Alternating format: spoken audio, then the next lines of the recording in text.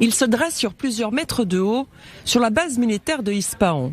Les gardiens de la Révolution présentaient mercredi un nouvel arsenal et notamment ce missile balistique avec une inscription en hébreu. Mavet l'Israël, mort à Israël.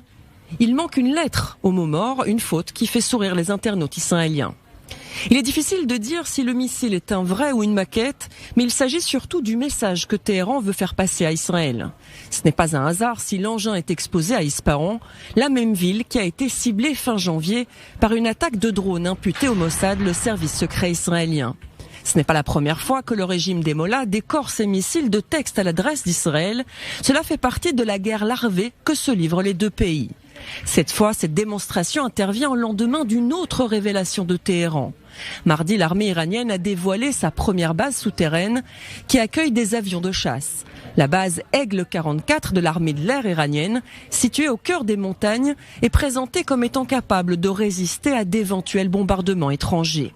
Le régime des Mollahs montre les muscles non seulement sur le plan militaire, mais aussi sur le volet nucléaire. Téhéran a publiquement fustigé l'Agence internationale de l'énergie atomique en affirmant que l'organisation onusienne avait eu un comportement non professionnel et inacceptable. Le 1er février dernier, l'AIEA avait indiqué dans un rapport avoir détecté lors d'une visite inopinée le 21 janvier que 2 cascades de centrifugeuses étaient interconnectées d'une manière sensiblement différente à ce qui avait été déclaré par Téhéran.